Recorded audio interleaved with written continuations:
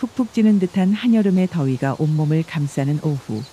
더운 날씨에도 불구하고 전주 근처의 산길을 걷고 있는 보찜 장수 덕파리의 얼굴에는 힘든 기색 대신 보는 사람마저 기분 좋게 만드는 미소가 가득했습니다.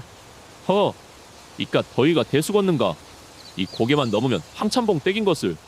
황참봉의 집은 덕파리에게는 언제나 기분 좋은 곳이었는데 그 집의 안방마님인 선옥마님이 워낙에 손이 커 덕파리가 그 집에 한번 들를 때마다 보찜의 무게가 절반을 줄어들 정도였지요.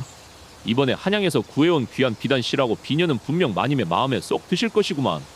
얼른 가서 보여드려야지. 하지만 덕파리의 발걸음을 이토록 가볍게 만드는 진짜 이유는 따로 있었으니 바로 황참봉의 하나뿐인 딸 춘심이 때문이었지요. 춘심아 씨께서 지난번 내가 일부러 구해다 드린 종이랑 붓을 보고는 어찌나 기뻐하시던지. 갈 때마다 고생한다며 나 같은 보찜 장수에게도 시원한 물까지 챙겨주시는 그 고운 마음씨에다가 그 달빛같이 환한 미소하며 내 아씨를 또 만날 생각을 하니 벌써부터 아주 피곤이 가시는구먼. 그렇게 춘심아 씨를 생각하며 부푼 마음으로 걷다 보니 어느새 황참봉의 집에 도착하게 된 덕파리. 그가 황참봉의 집 대문 앞에서 옷매무새를 가다듬고 대문을 두들리려고 하는 순간 쾅하는 소리와 함께 대문이 안쪽에서부터 거칠게 열리더니 황참봉이 불같이 화가 난 얼굴로 씩씩대며 대문을 박차고 나서는 것이 아니겠어요? 아이고, 참봉 어르신 마침 나오시는 길이셨군요. 어떻게 그간 평안하셨습니까요? 하지만 황참봉은 인사를 건네는 덕파리를 쳐다보지도 않은 채 땅이 꺼져라 한숨을 내쉬며 분에 못 이기는 목소리로 혼잣말을 중얼거렸습니다. 에이, 저것들도 가족이라고. 아니 그 여태까지 내가 벌어들인 돈을 쓸 때는 그리도 좋다고 아양을 떨더니만 그렇게 그림이다 비단이다 좋은 것을 펑펑 쓰며 살았으면서 내가 이렇게 힘들다고 집안을 위해 좀 도와달라고 하니 매몰차게 나를 뿌리쳐. 이것이 참말로 핏줄을 나눈 가족이란 말인가? 아이고 참말로 분통 터져서 못 살겠네. 평소 인자하기만 한 황참봉이 저리 불같이 화내는 것을 처음 본 덕파리는 한동안 멍하니 자리에 서 있다. 조심스레 열린 대문 안으로 발을 들여놓았습니다. 덕파리가 마당으로 들어서자 늘 마당을 쓸고 있었던 하이는 모습을 보이지 않았고 팻마루에 홀로 앉아있는 선옥마님의 모습만이 눈에 들어왔지요. 마님 하이고 그간 평안하셨습니까요? 제가 말이오요 이번에 한양에 다녀왔는데 마님께서 그렇게 찾으신던 귀한 자수 옷감하고 비녀를 구해왔지 뭡니까요? 보시면 분명히 아주 마음에 쏙 드실 겁니다요. 그래, 덕팔이 자네 왔는가? 미안한디 말이네. 오늘은 내가 물건을 살 수가 없겠구만. 네? 그것이 그간 마음이 바뀌셨습니까요, 마님? 혹시 이것 말고 따로 원하시는 물건이라도 있으면 저한테 말해주시지요. 마님께서 원하는 것이라면 뭐든지 한번 구해보겠습니다. 덕팔이 당황하며 되묻자 선옥마님은 차마 그의 얼굴을 보지 못하고 떨리는 목소리로 말을 하였지요. 아니구먼. 그런 것이 아니오. 그것이 그러니께 우리 집 형편이 그리 되어버렸네. 그러니 앞으로는 자네가 우리 집에 더 이상 안 와도 될 것 같으이. 마님, 그게 무슨 말입니까요? 혹시 제가 마님의 심기를 거스른 일이 있다면 그 말씀해 주시라니까요. 제가 당장이라도 고칠랍니다요. 그것이 자네 탓이 아닐세. 자네가 나에게 미운 털이 박힐 일이 어디 있겠는가? 그나저나 여기까지 먼 길 오느라 고생하였을 텐데 빈손으로 돌려보내게 되어 정말 미안하구먼. 내 이따 저녁이랑 만나게 챙겨줄 터이니 오늘은 우리 집 팽낭채에서 머물다 가시게. 선옥마님은 그 말만을 남기고 덕팔이 무어라 더 말을 붙일 새도 없이 서둘러 안채로 들어가 버렸습니다. 거 참 암만 생각을 해봐도 이상한구만 그래. 선옥마님의 배려로 일찌감치 행낭채에 누워 잠을 잘 준비를 한 덕팔이. 그는 좀처럼 잠이 오지 않았기에 천장을 바라보며 낮에 있었던 일을 떠올렸습니다. 도대체 이 집에 무슨 일이 생긴 것이라냐? 지난 몇 년 동안 목소리 한 번 높이지 않았던 황참봉 어른께서 그렇게 불같이 화를 내며 집을 나서는 것도 그렇고 선옥마님께서는 얼굴에 그늘이 아주 가득한 것하며 거기다가 춘심아 씨는 또 어디를 가셨는지 내 오늘 이 집에서 지내는 내내 얼굴 한번 못 뵌 것도 이상하고 말이오. 하이고 그나저나 여기가 그래도 내 손님 중에서는 가장 큰 손이었는데 이제 이택과의 거래도 끝난 것 같은 것이 내 앞길도 막막하구만 참말로. 그렇게 뒤척이며 아쉬움을 뒤로 한 채 덕파리가 감기지 않은 눈꺼풀을 억지로 감으며 애써 잠을 청하려던 순간이었습니다. 갑자기 밖에서 고요한 밤의 정적을 깨고 집담장 너머에서 누군가 흐느끼는 소리가 희미하게 들려왔지요. 워우 오메 이것이 분명히 여인의 울음소리 같은데. 아니 이 밤중에 누가 저리 서럽게 운단 말인가. 도대체 무슨 일이 있길래. 그 소리에 깜짝 놀란 덕팔이는 혹시 황참봉네 집 밖에서 몹쓸 놈들이 여인에게 행패라도 부리는 것인가 싶어 조심히 방문을 열고 나가 집 밖으로 나가보았습니다. 한밤중에 흐느끼는 여인의 울음소리가 덕팔이를 안내한 곳은 황참봉 집 뒤편의 오래된 돌다리 부근이었지요. 덕팔이는 무슨 일인가 싶어 조심스레 그곳으로 다가가니 세상에나 바로 덕팔이가 그렇게 좋아하던 춘심이가 다리의 난간 위에 위태롭게 서 있는 것이 아니겠어요? 아씨, 춘심이 아씨. 지금 무엇하는 겁니까요? 위험합니다. 얼른 내려오십시오.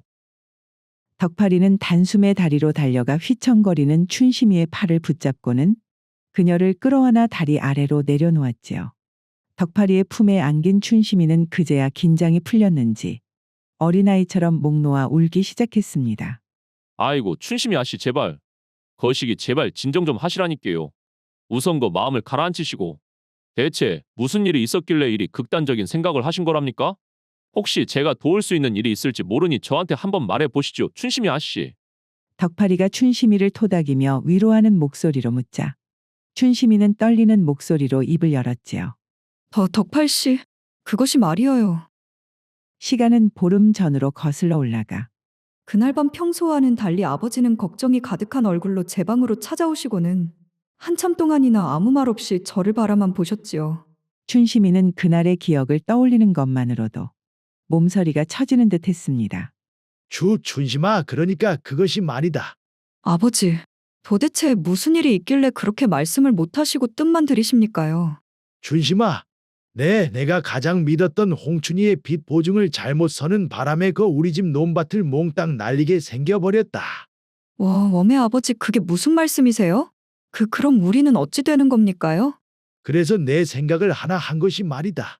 춘심이 네가 그 우리 집안을 위해서라도 저 전주성 안에 사는 박진사에게 시집을 가줄 수 있겠느냐? 네? 아버지, 다른 사람도 아니고 박진사라니요. 그분은 연세가 아버지보다도 많으실 뿐더러 성격이 고약하기로 소문이 자자해. 전주성 밖 저희 마을까지 그 이야기가 들려오는 분 아닙니까요? 그런데 어찌 저를 그런 분에게 시집 보내려고 하십니까? 그 박진사가 부인을 떠나보내고 지금 두 번째 부인을 얻으려 한다기에 내 사정을 말해 보았더니 너가 시집만 오면 우리 집 빚을 모두 해결해 주겠다고 하더구나. 그자가 나이가 많은 것이 좀 흠이긴 하다만 그래도 네가 부잣집으로 시집을 가면 네 몸도 편하고 우리 역시 집안을 다시 일으켜 세울 수 있으니 이것이 일석이조가 아니고 무엇겠느냐 춘심아. 아무리 아버지께서 그리 말씀하셔도 저는 싫습니다. 어찌 얼굴 한번 본 적 없는 흉악한 자에게 제 평생을. 춘심이 고개를 저으며 망설이자 황참봉은 결국 버럭 소리를 지르고 말았습니다. 네 이놈, 지금 이 아비 말을 거역하겠다는 게냐? 그동안 네가 그 돈 한 푼 안 되는 그림인지 뭔지 붙들고 있을 때도 내 군말 없이 부시며 종이며 다 사도록 허락했거늘 정작 집안의 위기가 찾아오니 이제야 네 앞날만 챙기겠다 이 말이냐? 됐다. 더는 긴 말할 것 없구만. 내 박진사랑은 이미 이야기가 끝났으니 그에게 시집갈 채비를 하거라. 황참봉은 분에 못 이겨 씩씩거리더니 차갑게 말을 내뱉고는 방을 나가버렸지요. 그래서 저는 박진사에게 시집을 가느니 차라리 이 다리 위에서 모든 것을 끝내는 것이 낫다고 생각해 여기로 왔습니다. 춘심이의 사연을 모두 들은 덕팔이는 그제서야 머릿속에서 오늘 있었던 일들의 의문이 풀리는 느낌이 들었습니다. 어쩐지 평소에 그렇게 손이 크셨던 선옥마님께서 오늘은 물건을 보지도 않으시고 나를 돌려보내려 하시더만 그런 사정이 있으셨구먼. 덕팔이는 이후 한참 동안 곰곰이 생각에 잠기더니 이내 무엇인가 결심을 한 듯 춘심이를 진지한 눈빛으로 바라보며 말을 꺼냈지요. 춘심이 아씨 그러면 말입니다. 차라리 저에게 오시는 것은 어떻습니까? 네? 덕팔씨, 그것이 무슨 말씀이세요? 아이고 오해는 마십시오. 지금 저한테 시집을 와달라는 말이 아니라 그러니께 일단 나주에 있는 저희 집으로 피해 있으라 이 말입니다. 그곳에서 쥐 죽은 듯 숨어 지내시다가 아씨의 혼담이 자연스레 취소가 되거들랑 그때 다시 아씨 댁으로 돌아오시면 되는 일 아니겠습니까? 그 이야기를 들어보니 논밭을 잃으셨다지만 워낙에 황참봉 어르신께서 수완이 좋은 분이시니 한 1년 정도만 지나면 집안 사정도 다시 괜찮아지지 않겠습니까? 아이고, 덕팔씨 그 마음은 참으로 고맙지만서도 제가 덕팔 씨한테 어찌 그런 큰 폐를 끼칠 수가 있겠습니까? 아니 아씨, 우리가 그래도 알고 지낸 세월이 얼만데 그런 섭섭한 소리를 하고 계십니까? 아씨께서 지금 다리에서 뛰어내릴 생각을 할 만큼 힘든 상황인데 제가 어찌 정없이 모른 척하고 지나칠 수 있겠습니까? 내 맹세코 아씨의 몸에 손끝 하나 대지 않을 테니 안심하십시오. 그저 저는 아씨를 지켜드리고 싶을 뿐입니다. 하하이고, 덕팔 씨 암만 그래도. 오늘 밤 당장 저를 따라 나서면 사람들이 분명 저를 의심할 것입니다. 그러니 모레 새벽동이 트기 전에 마을 어귀에 있는 큰 고목나무 앞에서 만나시지요. 제가 그곳에서 기다리고 있겠습니다. 덕파리의 진심 어린 말에 춘심이는 더 이상 아무 말도 하지 않고 그저 덕파리를 향해 말없이 고개를 끄덕였습니다.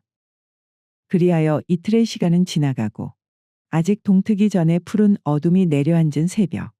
덕파리는 약속한 대로 마을 어귀의 고목나무 아래에서 애가 타는 마음으로 춘심이를 기다렸습니다. 혹여 춘심이 마음이 변하지나 않았을까 하며 온갖 불안한 생각에 초조해지던 그때 멀리서 춘심이 작은 보따리를 들고 조용히 모습을 드러내었지요. 춘심이 아씨 오셨구만요. 거 나오시다가 행여 다른 사람에게 발견된 것은 아닌가 하고 걱정했습니다요. 다행히 아무에게도 발견되지 않고 왔구만요. 그럼 먼 길이 될 것이니 얼른 가시죠. 짧은 인사를 나눈 두 사람은 다른 사람들이 볼까 서둘러 나주로 향해 길을 떠났고 며칠간의 여정 끝에 그들은 덕파리의 소박한 초가집에 도착하였습니다. 덕파리는 집에 도착하자마자 평소 쓰지 않던 작은 방을 춘심이에게 내어주었고 내 깔끔히 청소를 해놓을 테니 아씨께서 이 방을 쓰시면 될 것 같구만요. 이 방이 보기에는 누추하지만서도 밤에는 외풍이 들지 않아 따뜻할 겁니다요. 덕팔 씨 참말로 고맙습니다. 이 은혜를 어떻게 다 갚아야 할지 모르겠구만요. 그녀에게 절대로 손 떼지 않겠다고 약속했던 것처럼 덕파리는 밤이 되면 일부러 춘심이 있는 방 쪽으로는 눈길 한 번 주지 않았지요. 그런 덕파리의 배려에 낯선 곳에 대한 불안함으로 가득했던 춘심이의 마음은 어느새 봄눈 녹듯이 스르륵 녹아내렸습니다. 그렇게 두 사람이 한 지붕 아래 살게 된 지 어느덧 한 달이 훌쩍 지났습니다. 그동안 춘심이는 낯선 생활에 제법 익숙해졌지만 덕파리의 눈에는 왠지 모르게 그녀의 얼굴에서 하루가 다르게 생기가 사라지는 것이 보여 마음이 쓰였지요. 분명히 아씨께서 나한테 말을 하지는 않지만 도대체 뭐 때문인지 점점 아씨가 기운이 없어 보이는구만. 내가 혹시 아씨를 불편하게 하는 것이라냐? 그것도 아니면 고향에 계신 부모님 생각에 저리 시름이 깊으신 것이라냐? 하이고 이거 참말로 직접 물어보기도 뭐하고. 그러던 어느 날 일을 마치고 평소보다 일찍 집에 돌아온 덕파리는 부엌에서 저녁을 준비하던 춘심이를 보고 그 이유를 알게 되었는데요. 그녀는 솥에 쌀을 안치고 물을 부어놓고는 멍하니 수면 위를 바라보다 이내 그녀의 가느다란 손가락을 붙삼아 물 위에 무엇인가를 그리기를 반복하였지요. 아차, 내가 미처 그것을 생각하지 못했구나. 부잣집 딸로 나고 자라 평생 그림만 그리며 마음을 달래셨을 것인디. 그러면 그렇지 이 적막한 곳에서 할 일도 없이 얼마나 답답하셨을까나. 그리하여 다음 장날이 끝난 저녁 다시 일을 마치고 집으로 돌아온 덕파리는 헛기침을 몇 번 하더니 등 뒤에 숨겨두었던 꾸러미를 춘심이에게 쭈뼛거리며 내밀었습니다. 아씨, 그러니까 이것을 마음에 들어 하실지 모르겠구만요. 덕파리 내민 꾸러미 안에는 누런 빛이 도는 종이 몇 장과 붓 한 자루가 들어있었는데 그것을 본 춘심이의 얼굴에는 순간 환한 화색이 돌았지요. 하하이고 덕팔 씨, 이것은 어찌 구하셨단가요? 가뜩이나 형편도 어려우실 텐데 저 때문에 무리하신 것 아닙니까? 아이고 아씨 걱정 붙들어 매십시오. 안 그래도 제가 물건을 떼던 필방 어르신께서 팔리지 않아 처치 곤란이라던 제일 저렴한 종이랑 붓을 헐값에 떼온 것입니다. 그러니까 다 쓰시면 얼마든지 저한테 말만 하십시오. 제가 또 구해다 드리겠습니다. 고맙습니다 덕팔 씨. 정말로 고맙습니다. 그날부터 춘심이는 자신의 작은 방에 앉아 그림을 그리기 시작하였습니다. 처음에 덕파리는 그것을 그저 무료함을 달래기 위한 소일거리라고 생각했지만 며칠 뒤 춘심이의 그림을 우연히 보게 된 덕파리는 그 자리에서 얼어붙고 말았는데요. 누르스름한 종이 위에 그려진 난초는 금방이라도 향을 내뿜을 것 같았고 다른 종이에 그려진 대나무 숲에서는 마치 청량한 바람소리가 들리는 듯 하였기 때문이었지요. 아씨, 이 그림들을 정말 아씨께서 직접 다 그리신 거랍니까? 혹시 이 그림들 중에 마음에 드는 것이라도 있으신지요? 덕팔 씨께서 저에게 이 종이와 붓을 구해다 주셨으니 저도 그림으로 보답을 하고 싶습니다.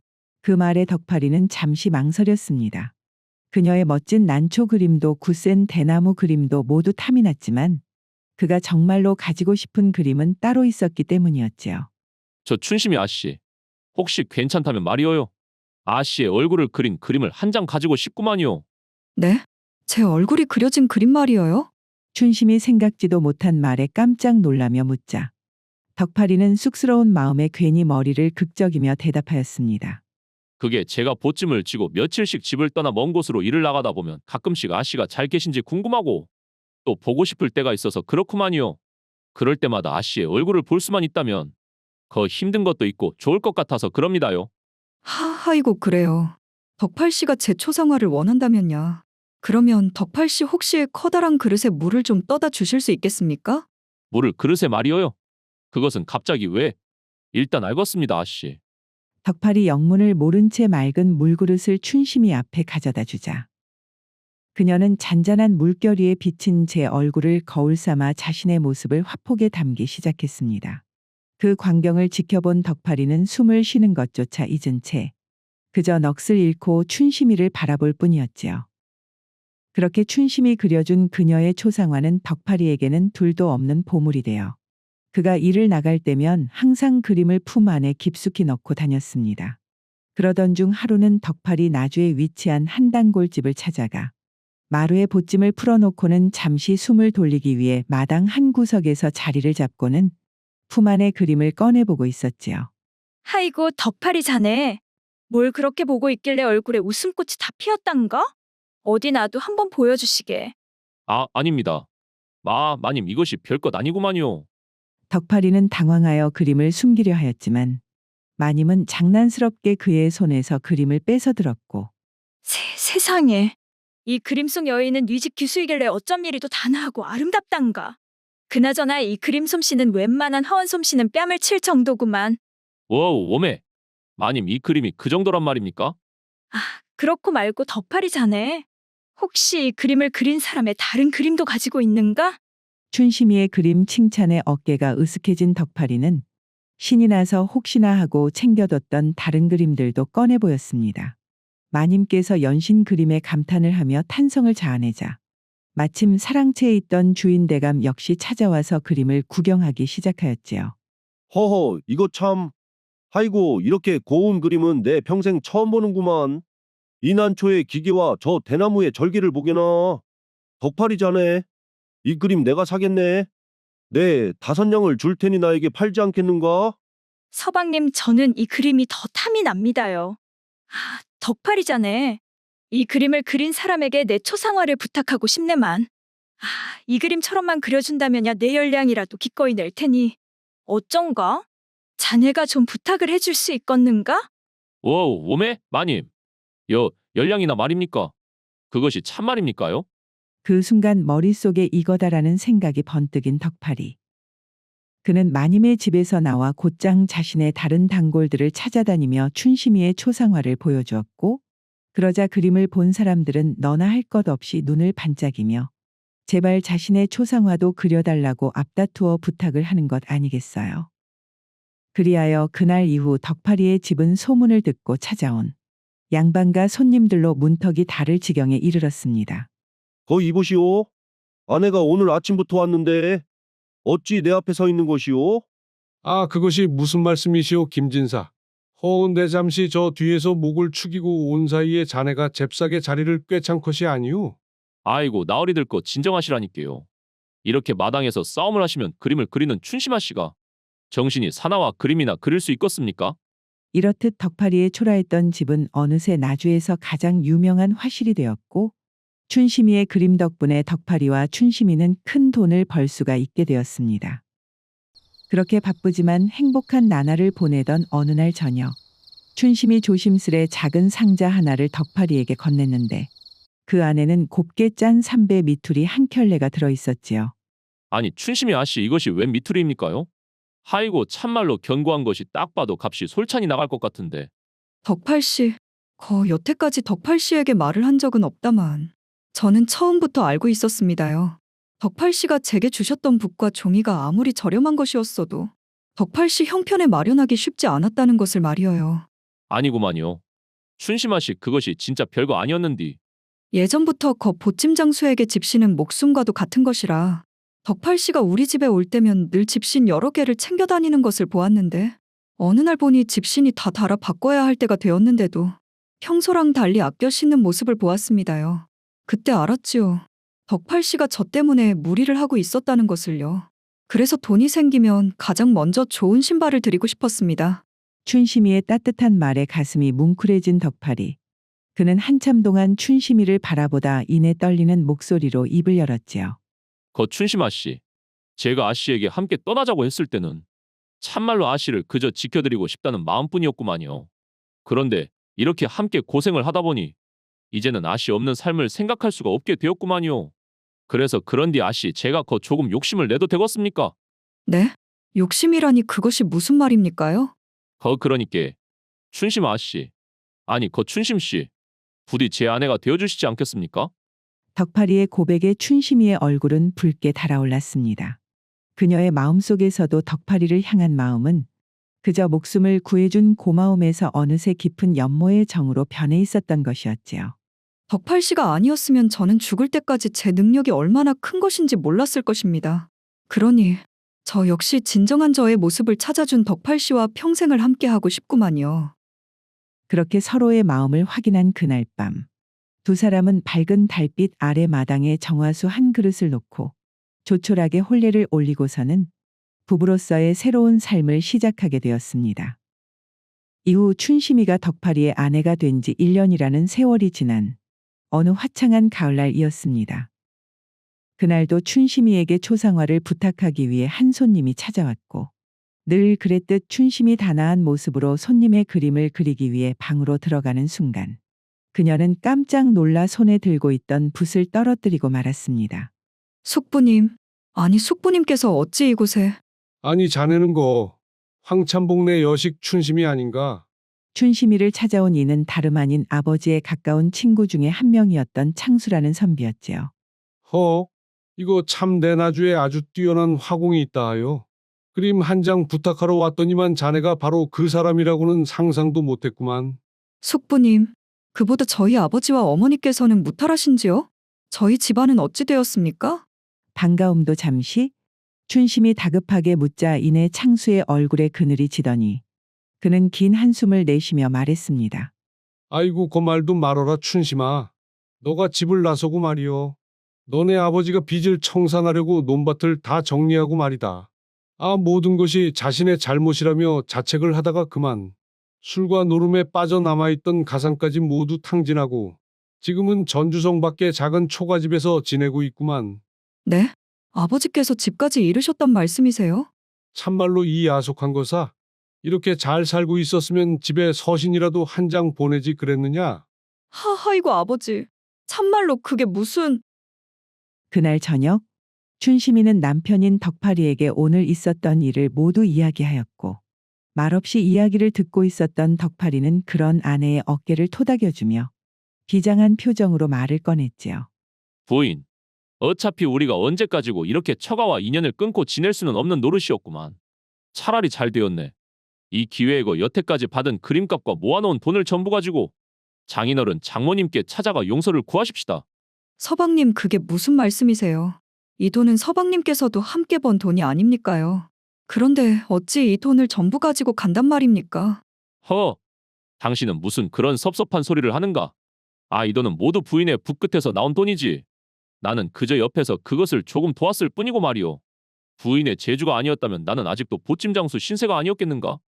그리고 말일세, 나 역시 부인을 설득해서 이곳으로 데리고 온 것에 대한 죄책감이 항상 마음속에 자리를 잡고 있었는데 이제라도 그 빚을 조금이나마 갚을 수만 있다면야 더 바랄 것이 없구만.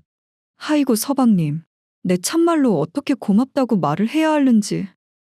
며칠 후 덕팔이 내외는 그동안 모은 돈을 챙겨 전주로 향했습니다. 둘은 창수선비가 일러준 장소에 이르니 그곳에는 춘심이 이전에 살던 기와집과 달리 금방이라도 쓰러질 듯한 초가집 한 채가 서 있었지요. 웜에 아버지 어머니 어찌 이런 곳에. 춘심이가 차마 발걸음을 떼지 못하고 대문 앞에서 망설이던 바로 그때 외출을 마치고 돌아오는 황참봉 내외의 모습이 그녀의 눈에 들어왔는데요. 햇볕에 검게 타고 깊게 주름진 그 모습은 과거 위험 있던 그들이라고는 상상할 수 없을 만큼 변해 있었지요. 아버지, 어머니, 워메, 이것이 춘심아. 내 딸 춘심이가 맞느냐? 워메 이것이 꿈이라냐 생시라냐? 마침내 재회를 하게 된 그들은 서로를 부둥켜 안고 한참 동안이나 회환과 기쁨이 뒤섞인 눈물을 흘렸습니다. 하지만 딸을 찾은 기쁨도 잠시 황참봉의 눈에 덕파리의 모습이 들어오자 그의 얼굴은 순식간에 분노로 붉게 타올랐지요. 이놈 너는 보찜 장수 덕파리가 아니더냐? 네 놈이 어찌하여 내 딸과 지금 함께 있는 것이라냐? 아버지 그게 그러니까 말이어요. 오라 내 이상하다 생각을 했었는데 이제 보니 네 놈이 순진한 내 딸을 꿰어내 도망친 것이었구만. 그런데 이 괘씸한 놈이 여기가 도대체 어디라고 감히 발을 들여? 황참봉이 당장이라도 덕파리의 멱살을 잡을 듯 길길이 날뛰자 덕파리는 그의 앞으로가 무릎을 꿇고 나지막이 입을 열었습니다. 어르신께서 저를 관아에 고발을 하셔도 좋고 여기에서 분이 풀릴 때까지 때리셔도 좋습니다만 부디 제 이야기를 한 번만 들어주셨으면 합니다요. 오냐 그래 도대체 무슨 일이 있었기에 네가 내 딸을 데리고 갔는지 어디 한번 드러나 보자. 그러자 덕파리는 춘심이가 다리 위에서 뛰어내리려고 했던 그날 밤의 일들을 숨김없이 털어놓기 시작했습니다. 그 야밤에 춘심아 씨를 다리 위에서 발견하고 아 씨를 살리기 위해 어쩔 수 없이 나주로 모셨습니다만 허락 없이 아 씨를 데려간 것은 사실이니 이 모든 책임은 저에게 있습니다. 하지만 어르신 제가 하늘에 맹세코 그때는 아 씨를 살려야겠다는 생각뿐 추워도 다른 생각은 품지 않았습니다. 무엇이라 내 딸 춘심이가 다리에서 뛰어내리려고 했었다고? 황참봉은 망연자실한 목소리로 되뇌이며 춘심이와 덕파리를 번갈아 보더니 이내 떨리는 손으로 덕파리를 일으켜 세웠습니다. 자네가 아니었다면 내 딸은 지금쯤 이 세상 사람이 아니었겠지. 웜의 덕파리 자네. 용서를 구해야 할 사람은 자네가 아니라 바로 나일세. 내 딸을 살려주어 참으로 고맙구만 덕파리. 아닙니다, 어르신. 그리고 이것은 덕파리는 품에서 준비해온 돈꾸러미를 꺼내 황참봉에게 내밀었습니다. 이것은 대체 무슨 돈인가? 아니 보찜 장수인 자네가 어찌 이리 큰 돈을? 이 돈은 제가 번 것이 아니라 춘심아 씨가 그러니까 제 아내가 그림을 그려서 번 돈입니다. 여기 아내가 그린 그림을 보시죠, 어르신. 황참봉은 덕파리의 입에서 나오는 아내라는 말에 한 번 놀라고 춘심이의 그림을 보고 다시 한 번 놀랐는데요.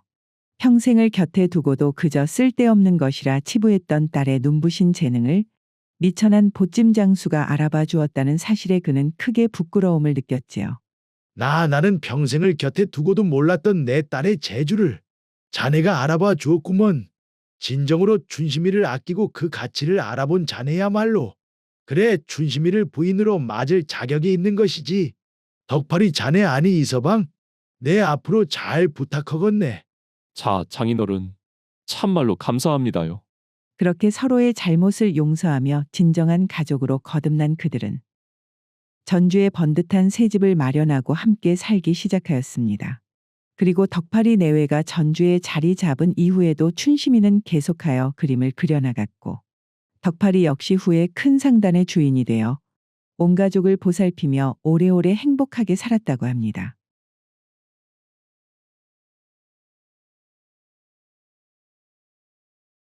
강진에서 대대로 천석군 부자 소리를 듣던 이진사. 하루는 그런 이진사가 아침 일찍부터 숙부의 소상에 참석하기 위해 집을 나서는 일이 있었고 이진사가 집을 비운 사이 그의 집안에는 예상치 못한 큰 소동이 벌어졌지요. 어르신, 큰일이 나불었습니다요? 그건 무슨 일인데 아침부터 이리 호들갑이냐? 가뜩이나 정신도 없어 죽겠는데. 이진사의 처남이자 집안의 대소사를 관리하던 집사 덕춘이에게 여종 말숙이가 허둥지둥 달려와서 덜덜 떨리는 목소리로 말을 걸었습니다. 사랑방 다하게? 돈 괴짝이 그것이 그러니까 괴짝이. 아이고 말을 하려면 거 끝까지 해야지. 돈 괴짝이 어찌 되었단 말이냐? 그것이 그러니까 괴짝이 부서져 있고 안에 있던 돈이 전부는 아닌디 조금 사라진 것 같습니다요. 그리고 거기다가 봉섭이가 아침부터 보이지 않고 말이에요. 뭐시라? 지금 누가 사라졌다고? 그 은혜도 모르는 벙어리 놈이 주인이 없는 틈을 타서 돈 괴짝에 손을 대었단 말인가? 아이고 매영 누님. 이진산의 집사 덕춘이는 발을 동동 구르며 어쩔 줄 몰라 하다. 이내 정신을 차리고는 결심한 듯 외쳤습니다. 이렇게 넋 놓고 있을 때가 아니구먼. 내 당장 관하로 달려가서 사또나리께 고해야 쓰겄다. 서둘러 집을 빠져나온 덕춘이는 숨이 턱에 차도록 달려가 관아에 도착하여 그를 막아서는 포졸도 뿌리치고 대뜸 사또 앞으로 가서 넙죽 엎드렸습니다. 사또나으리 큰일이 났습니다요. 지금 저희 매형 되시는 이진사 집에 도둑이 들어불었습니다. 집에서 일하던 벙어리 머슴놈이 돈 괴짝을 부수고 거금을 훔쳐 달아나 버렸단 말입니다. 그 이야기를 들은 것은 바로 강진에 부임한 지 석 달밖에 되지 않은 신임 사또 형욱이었는데 사또가 자세한 내막을 채 묻기도 전에 곁에 있던 이방이 기겁하며 호들갑을 떨기 시작하였지요. 아이고 나으리 들으셨습니까? 이것이 다른 사람도 아니고 이 고우류지로 가장 이름이 난 이진사 댁의 도둑이라니요. 이진사라고 하면 그 천석군 부자 이진사 말인가? 나으리 이진사님이 여태 고우를 위해 쓴 돈이 얼마인데 일단 다른 일은 모두 제쳐두고 이 일을 가장 먼저 처리하셔야 합니다요. 거 이방, 내 알았으니 호들갑 좀 그만 떠시게나? 사또는 새로 강진에 부임하여 이진사와는 안면이 있는 사이는 아니었지만 그가 전임 사또와 워낙에 돈독한 사이였으며 고을의 크고 작은 일에 앞장서는 마을의 큰 유지라는 사실은 익히 들어 알고 있었습니다. 사또는 이내 포졸들을 불러 명을 내렸지요. 지금 즉시 고을 사방으로 흩어져 나루터와 주막을 사사치 뒤져라.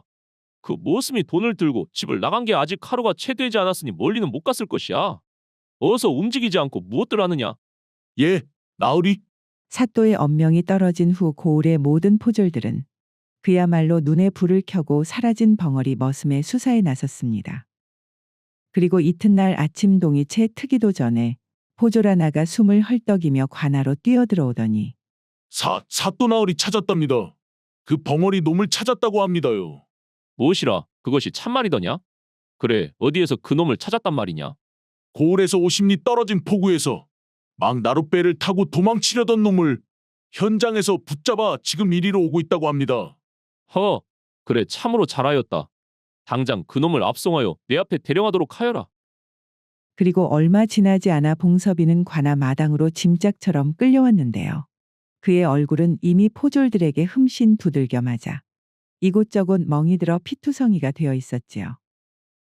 내 이놈 봉섭이 감히 너를 받아준 주인을 배신하고 그의 돈을 훔쳐 달아나다니 네 놈이 저지른 죄가 얼마나 큰지 네 스스로 알고도 그런 짓을 벌인 것이냐? 사또의 불같은 호령의 봉섭이는 필사적으로 고개를 저으며 자신은 그런 짓을 하지 않았다고 온몸으로 말을 하였고 그의 두 눈에서는 굵은 눈물방울이 뚝뚝 떨어졌지요. 저놈 보게나? 너가 이진산에 돈을 가져갔다는 증거가 이리도 명백한데 끝까지 뉘우치는 기색이 없구나. 여봐라 저놈의 엉덩이를 터지도록 매우쳐서 거짓을 고하는 자의 말로가 어떠한지 한번 똑똑히 보여주거라. 예, 나으리. 사또가 포졸을 향해 차갑게 외치자 곧이어 동원 마당에는 살점이 터지는 듯한 끔찍한 매질 소리만이 가득 울려 퍼졌고 결국 봉섭이는 신음소리 한 번 제대로 내지 못한 채 정신을 잃고 말았지요. 그날 저녁 마침 숙부의 소상을 마치고 돌아온 이진사가 관아로 사또 형욱을 찾아왔습니다. 그는 동원에 들어서자마자 마주친 이방을 보며 고마움의 인사를 건넸지요. 박이방, 내가 자리를 비운 사이 봉섭이가 돈을 들고 달아난 것을 우리 박이방이 발빠르게 손을 써 주어서 잡을 수 있었다고 이야기를 들었구먼. 진사어른, 이거야 뭐 당연히 저희가 해야 할 일 아니겠습니까? 이번에는 저보다 새로 부임하신 사또 나으리께서 워낙에 빠르게 대처를 해주신 덕에 잡을 수 있었던 것입니다요. 간단한 인사치레를 하고 이방의 눈치 빠르게 물러가자 방 안에는 사또 형욱이와 이진사 단둘만이 남게 되었지요. 사또 나으리, 거나리께서 이렇게 명철하게 사건을 해결해 주시는 걸 보니 이거야 저희 집안은 물론 이제 앞으로 온 고을이 아주 든든하겠습니다. 이진사는 사또에게 공손하게 인사를 하며 조용히 품 안에서 비단 꾸러미 하나를 꺼내 사또 앞에 내밀었지요. 사실 진즉에 나리께 부임 인사를 올렸어야 했는데 경황이 없어 이제야 찾아뵙구만이요. 이것은 이번 일을 빠르게 처리해 주신 것에 대한 감사와 함께 저의 늦은 인사치레라고 생각하시고 부디 너그럽게 받아주시지요. 사또가 저도 모르게 마른 침을 꿀꺽 삼키며 보자기를 열어보자. 그 안에는 무려 금 두꺼비 3마리가 황금빛을 번쩍이고 있지 않겠습니까? 그것을 본 사또는 깜짝 놀라며 황급히 손사래를 쳤지요. 아이고 진사어른. 이것은 너무나도 과한 물건이 아닙니까요? 저는 그저 마땅히 제가 할 일을 한 것뿐인데 어찌 감히 이런 귀한 사례를 받겠습니까? 어서 거두어 주십시오. 사양할 필요 없습니다, 사또나리. 이것은 그저 제 작은 성의일 뿐이니 부디 이 늙은이의 체면을 보아서라도 거두어 주십시오. 진사어른의 뜻이 정 그러시다면 어쩔 수 없구만요. 그렇다면 이것은 저를 위해 쓰기보다는 우리 마을 개천 다리를 새로 놓는데 요긴하게 보태 쓰도록 하겠습니다. 아이고, 역시 마을을 생각하는 마음이 참으로 대단하십니다. 이 진사가 흡족한 얼굴로 돌아간 그날 밤이었습니다. 사또는 이 진사가 건넨 술에 기분 좋게 취기가 올라와 슬슬 잠자리에 들어야겠다 생각을 하고서 막 관복을 풀려는 순간 밖에서 수문장의 목소리가 들려왔습니다. 나으리 주무시는지요? 이 시간에 사또 나으리를 꼭 뵈야겠다며 찾아온 손님이 있습니다요. 이 밤중에 누구란 말이냐? 웬만한 일이면 내일 오라 이르지 않고. 송구하오나 웬 부인이 찾아오셨는데 아무리 여쭈어도 성함을 밝히지 않고 그저 나으리를 뵙고 드릴 말씀이 있다고만 고집을 피우십니다. 행색이 심상치 않아 감히 돌려보내지 못했습니다. 호기심이 생긴 사또는 손님을 방으로 들이라 명하였습니다. 잠시 후 문이 열리고 안으로 들어선 것은 장옷을 깊게 눌러써 얼굴을 가린 한 여인이었지요. 부인은 도대체 누구시길래 이 늦은 시간에 나를 찾아온 것이오? 사또의 질문에 그녀는 천천히 장옷을 내렸고 등불 아래 단아한 그녀의 얼굴이 드러났지요. 저는 이진사 댁의 며느리인 은숙이라고 하옵니다. 무엇이라? 그대가 이진사어른의 며느님이란 말이오. 그런데 그 댁의 며느님이 어찌하여 이 깊은 밤에 홀로 관아를 찾았단 말이오? 사또 나으리 송구하오나 제가 사또 나으리께 간곡하게 드릴 말씀이 있어 다른 사람들의 눈을 피해 이렇게 찾아오게 되었습니다. 오늘 잡혀온 벙어리 머슴 봉섭이는 도둑이 아니옵니다. 아니. 지금 뭐라 하셨소? 그 아이에게 돈을 훔쳐 달아나도록 시킨 것은 전부 저희 소행입니다. 무엇이라? 사또의 충격을 받은 얼굴을 보며 은숙이는 떨리는 목소리로 지난 세월의 이야기를 조용히 풀어놓기 시작했습니다. 5년 전 은숙은 이진사의 집으로 시집 온 지 얼마 되지 않아 남편을 먼저 하늘로 떠나보낸 청산과부였습니다. 은숙이의 시아버지인 이진사는 그녀만 보면 먼저 세상을 떠난 아들 갑수가 생각이 났는지 깊은 한숨과 함께 늘 똑같은 말을 읊조렸지요. 아이고, 우리 갑수. 불쌍한 내 아들 갑수가 살아만 있었더라면. 은숙이는 서방을 먼저 보낸 죄인이라는 생각에 집 밖에도 쉬이 나서지 못하며 옥살이와 다름없는 시집살이를 견뎌야만 했는데 그 속에서 유일하게 그녀의 숨을 틔워준 이가 있었으니 그가 바로 벙어리 머슴 봉섭이었지요. 와, 웜의 봉섭아. 너 이 타래를 나를 주려고 가지고 온 것이다냐? 봉섭이는 가끔 산에서 나무를 하고 내려오는 길이면 은숙이에게 산에서 딴 열매를 따다 주기도 하였고 그녀가 필요한 물건이 있을 때는 귀신같이 은숙의 마음을 알아채고는 다음 장날에 어김없이 구해주기도 하였지요. 봉섭아, 참말로 너마저 없었으면 내가 이 집에서 어떻게 살았을지 모르겠다. 참말로 고맙다, 봉섭아. 하지만 3년 전 모든 것을 뒤바꾼 일이 벌어졌으니 그것은 이진사의 막내딸 매양이가 시집간 지 채 5년도 되지 않아 소박을 맞고 친정으로 돌아온 것이었는데요. 딸의 갑작스러운 귀양에 온 집안은 발칵 뒤집어졌지요. 아이고, 이것이 도대체 무슨 일이라냐? 그 소박 맞아 돌아온 딸한테 참말로 뭐라고 말도 못하겠고. 그러게나 말입니다, 서방님. 아들놈이 저리 일찍 세상을 뜬 것도 모자라 이제는 딸까지 소박을 맞고 친정으로 돌아왔으니 이것이 참말로 무슨 일인지 모르겠구만요. 안 그래도 그 원님께 잘 보여야 해서 챙겨드려야 할 것이 아주 산더미인데 하필 이럴 때 딸이란 것은 아주 집안 망신은 다 시키고 먹는 입만 하나 더 늘어버렸으니 아이고 참말로. 이진사가 가슴을 치고 분통을 터뜨리고 있던 순간 마당에서 일을 마치고 자신의 방으로 들어가려는 봉섭이의 모습이 그의 눈에 들어왔는데요. 오라, 가만히 있어보자. 부인 거 곧 있으면 저 벙어리 놈 봉섭이의 세경 계약을 다시 할 때가 되지 않았소. 생각해보니 벌써 그럴 때가 되었구만요. 그나저나 서방님, 이번에는 저 녀석 세경을 제대로 올려줘야 할 것 같은데 말이어요. 아, 저 녀석이 요즘 어찌나 일을 잘하는지.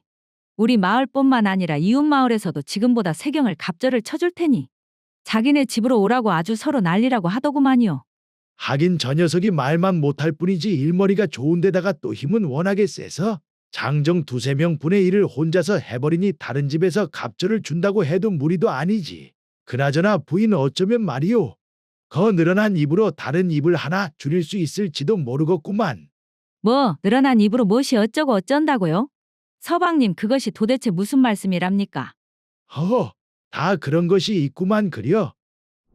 다음 날 아침, 이진사는 아침부터 논에 일을 가려는 봉섭이를 자신의 사랑방으로 불러들였습니다. 그래, 봉섭이 왔구나. 거 이리 가까이 오거라. 그나저나 너가 벌써 나이가 30에 가까워진 것 같은데. 아, 그 정도 나이가 되면 이제 슬슬 가정을 꾸리고 제 짝을 만나야 하지 않겠냐, 봉섭아. 봉섭이는 주인이 갑자기 왜 이런 말을 하는지 몰라. 그저 눈만 꿈뻑꿈뻑 거리고 있었지요. 내 그동안 근 10여 년의 세월 동안 자네를 쭉 지켜보니 비록 말은 하지 못하나 네 심성이 곱고 또 일솜씨는 아주 천하제일이더구나. 그래서 내 막내딸 매양이를 너에게 시집을 보내면 어떨까 하는데 말이야. 그 말을 듣는 순간 봉섭이의 두 눈이 휘둥그레지고 그의 심장은 쿵쾅쿵쾅 뛰기 시작하였습니다. 그리고 이진사는 그런 봉섭이의 반응을 즐기며 말을 이어갔지요. 물론 내 금지옥엽 같은 딸을 어찌 맨입으로 줄 수야 있겠나. 조건이 하나 있구먼 봉섭이. 앞으로 3년 동안 세경 없이 지금처럼 일을 하며 내 딸에 대한 간절함을 증명해 보이겠다고 약속을 하면 내 자네를 대릴사위로 삼아 매양이와 맺어줄 것이야. 어떤가 내 제안이? 이진사의 말이 끝나자마자 봉섭이는 너무나도 벅차오르는 감정을 주체하지 못한 채 있는 힘껏 고개를 위아래로 흔들었고 이내 이진사에게 큰 절을 올렸습니다. 그날 이후 봉섭이는 마치 다른 사람이 된 것 같았습니다. 그는 이른 새벽별을 보고 밭으로 나가 늦은 밤이 되어서야 집으로 돌아올 정도로 전보다 갑절은 더 열심히 일을 했지요. 와, 웜의 봉섭아. 너 오늘도 새벽같이 밭에 나가더니 이제야 집에 들어온 것이냐? 하지만 그 모습을 옆에서 유심히 지켜보던 은숙이는 무언가 크게 잘못되었다는 불길한 예감이 들었지요. 아, 평생을 돈밖에 모르고 살아오신 시아버지께서 암만 막내딸이 소박을 맞았다고 한들 저리 쉽게 머슴에게 주실 리가 없는데 도대체 아버님께서는 무슨 생각이란 말인가? 거기다가 지금 시누이가 봉섭이를 대하는 태도를 보면 미래의 서방은커녕 사람 취급도 제대로 안 하는 것 같은데 말이여. 이처럼 한 번은 일을 마친 봉섭이가 매향이를 찾아가 산에서 딴 다래를 한 움큼 손에 들고 수줍게 내민 적이 있었는데요. 이게 도대체 무엇이냐? 흙투성이 손으로 어딜 감히 나에게. 냄새 나니 썩 저리 치우지 못해? 매향이는 봉섭이가 건넨 다래를 낚아채듯 받아서는 그대로 땅에 던져버렸지요. 그 뒤로도 은숙이는 행여나 저 착한 봉섭이가 시아버지의 속임수에 넘어가 헛된 시간만 보내게 될까. 늘 걱정스러운 눈빛으로 집안의 모든 상황을 살폈습니다. 그리고 그런 불안한 시간들이 흘러 마침내 약속한 날을 불과 며칠 앞둔 어느 날이었습니다. 하루는 봉섭이가 여느 때처럼 밭에 일을 하러 나간 사이 이진사와 매향이 조용히 집을 나섰고 그날 저녁 이진사는 마치 아무 일 없었다는 듯이 홀로 집으로 돌아왔지요. 아버님, 아침에 분명히 아가씨와 함께 외출하셨는데 어째서 혼자 돌아오셨습니까? 혹 아가씨에게 무슨 일이라도 있는 것이옵니까? 허허, 우리 며느리가 시누이 걱정을 다 해주는구나. 걱정 붙들어 매거라. 그게 말이다, 아주 좋은 일이 있었구먼.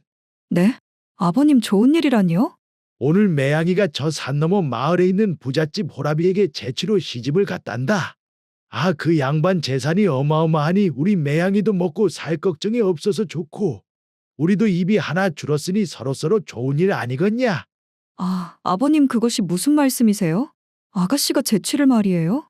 그럼 봉섭이는 이진사의 말을 들은 은숙이는 그 자리에서 번개라도 맞은 듯 몸이 굳어버렸고 그 순간 밭일을 마친 봉섭이가 콧노래를 흥얼거리며 돌아왔지요. 이진사는 그런 봉섭이를 손짓으로 부르고는 아주 안타깝다는 얼굴로 말을 했습니다. 봉서봐, 아이고 이를 어쩌면 좋냐? 오늘 아침에 매양이가 갑자기 몸져 누워버렸구나. 내 급히 의원을 하는 외가댁으로 요양을 보냈으니 너무 상심치 말거라 봉서봐. 아 매양이가 몸이 다 낫게 되면 곧 돌아올 것이니. 그 잔인한 거짓말에 봉섭이는 조금도 의심하지 않고 오히려 자신의 아내가 될 매향이 아프다는 말에 금방이라도 울 것 같은 표정을 지었지요. 옆에서 그 모습을 지켜보던 은숙이의 마음은 갈기갈기 찢어지는 듯 하였고요. 사또 나으리, 제가 사람으로서 어찌 그 기막힌 상황을 보고만 있을 수 있었겠습니까? 그간의 이야기를 모두 마친 은숙이는 끝내 참았던 눈물을 왈칵 쏟아내며 말을 이었습니다. 하지만 이전에 계시던 사또께서는 저희 시아버지와 워낙에 각별한 사이셨기에 이 억울함을 고해봐야 들어주시지 않을 것이 뻔했습니다. 그래서 저는 새로운 사또나리가 부임하기를 애타게 기다렸고 나으리께서 이전 고을에서도 공명정대하게 일을 처리했다는 평판이 자자했기에 마지막 희망을 걸고 용기를 내어 이렇게 찾아오게 되었습니다. 세상에. 그토록 겉으로는 마을을 위하며 몸소 나서던 자가 뒤로는 그런 파렴치한 일을 벌였다니. 저는 그 가여운 봉섭이의 3년치 세경을 챙겨주고는 이 돈으로 멀리 떠나 새 삶을 시작하라고 그리 일렀던 것입니다. 제가 도둑질을 공모했으니 봉섭이의 모든 죄는 저에게 물어주시옵소서 사또나리. 모든 진실을 알게 된 사또 형욱은 이진사의 위선과 자신의 성급한 판단에 부끄러워 얼굴이 붉게 달아올랐습니다. 그리고 그는 밖을 향해 불같이 소리쳤지요. 여봐라 당장 옥문을 열고 옥에 갇힌 봉섭이를 이리로 데리고 오너라. 어서 서두르지 않고 무엇하느냐. 사또의 호령에 잠시 후 포졸들이 마당으로 봉섭이를 데리고 왔는데요. 옥에서 나온 봉섭이는 그야말로 피투성이의 만신창이가 되어 참혹한 모습을 하고 있었고 그 모습을 본 은숙이는 버선발로 마당으로 뛰어나가 봉섭이를 끌어안고 대성통곡을 하였지요. 와, 웜의 봉섭아. 아이고, 내가 일이 될 줄도 모르고 너를 이 지경까지 만들었구나. 참말로 미안하다 봉섭아. 부인, 이제 그만 눈물을 거두시오. 그나저나 이제부터가 문제인데 앞으로는 어찌할 생각이시오? 시아버지를 배신하고 집안을 등진 제가 어찌 다시 시댁으로 돌아갈 수가 있겠습니까? 봉섭이의 억울함을 풀었으니 이제 저는 이 세상에 아무 미련이 남아있지 않습니다. 그래서 차라리 머리를 깎고 깊은 산으로 들어가 부처님께 귀회할까 합니다. 은숙이 흐르는 눈물을 닦아내며 힘없이 대답하자 그 말을 들은 사또는 고개를 저으며 그녀를 만류했습니다. 부인의 그 의로운 마음은 참으로 높이 사나 다시 한번 생각해 보시면 안 되겠소.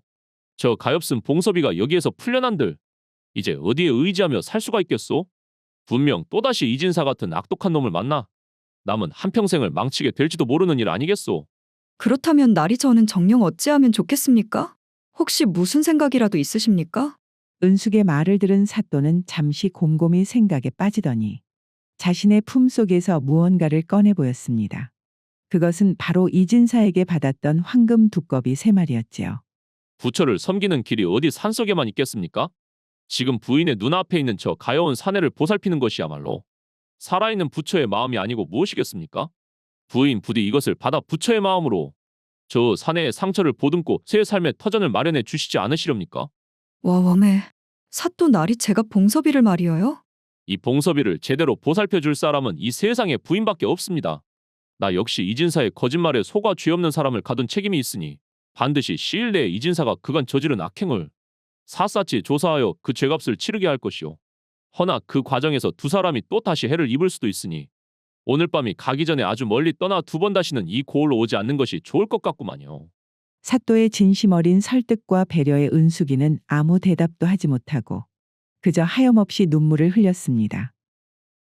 이후 10여 년의 세월이 지난 어느 날 저녁 강진에서 100열이나 떨어진 어느 강가의 조그만 농촌 마을에서 붉게 물든 노을을 등지고 한 사내가 얼굴에는 행복한 미소를 지으며 소를 끌고 집으로 돌아오고 있었으니 그 사내는 바로 봉섭이었습니다. 봉섭이가 아담한 기와집 대문 앞에 이르자 아버지, 우리 아버지 오셨구만요. 5살쯤 되어 보이는 사내아이가 껑충 뛰어나와 봉섭이의 다리에 매달렸지요. 그리고 그 사내아이의 뒤를 이어 여보 어서 오세요. 아이고 오늘도 땀을 한 바가지 흘리셨구려.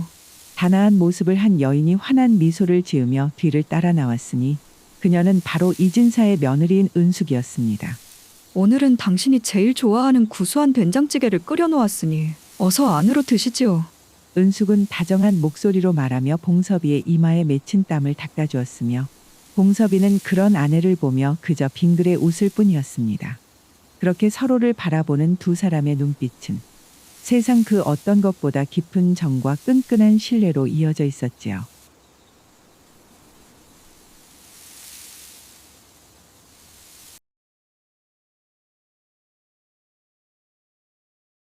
옛날 강진의 어느 작은 마을, 선옥의 집 앞마당은 아침부터 고소한 기름 냄새와 왁자지껄한 웃음소리로 가득 찼습니다.